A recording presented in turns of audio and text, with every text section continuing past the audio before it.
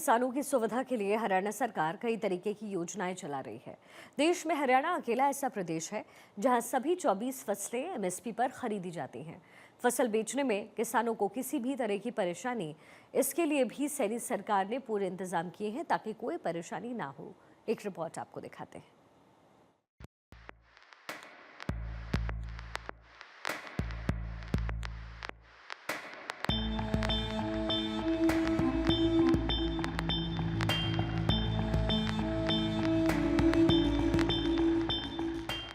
मुख्यमंत्री नायब सिंह सैनी के नेतृत्व में किसानों की सुविधा के लिए हरियाणा सरकार कई योजनाएं चला रही है।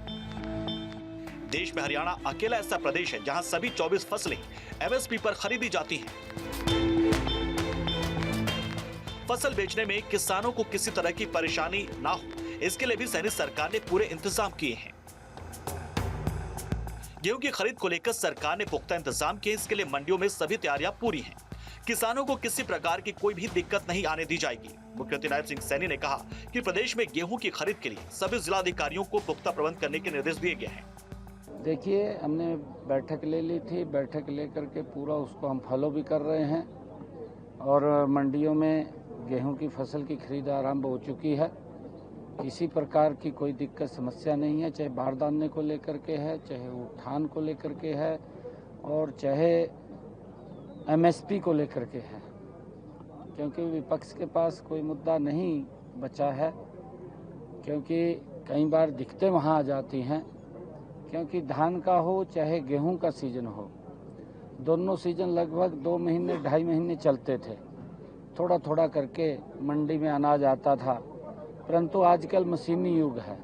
वो 2.5 महीने का एक कार्यकाल मात्र 10-12 दिन के अंदर ही वो सिमट जाता है।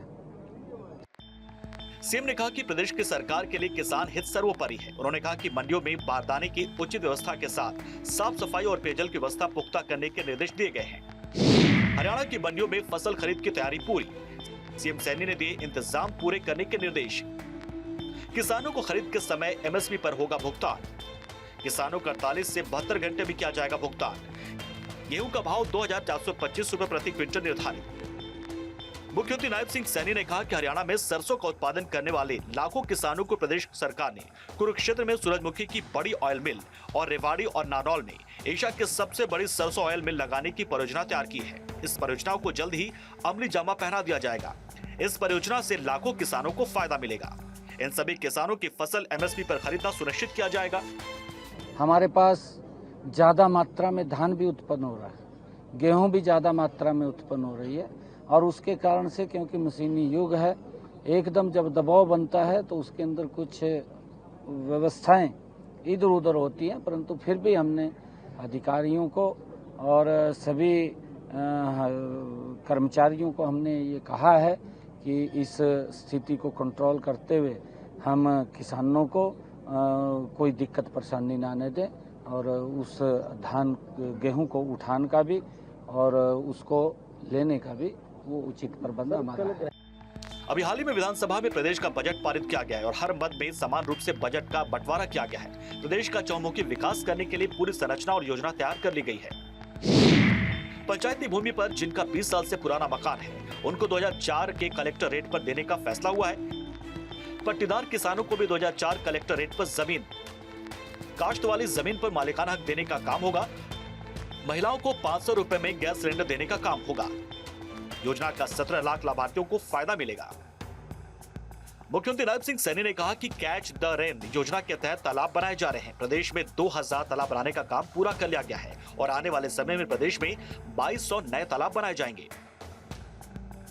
इसके अलावा किसानों से अपील की जा रही है कि किसान खेतों में और ग्राम पंचायत पंचायती भूमि में बरसात का पानी एकत्रित करें ताकि पानी का संरक्षण किया जा सके और प्रदेश डार्क जोन की स्थिति से बाहर आ सके।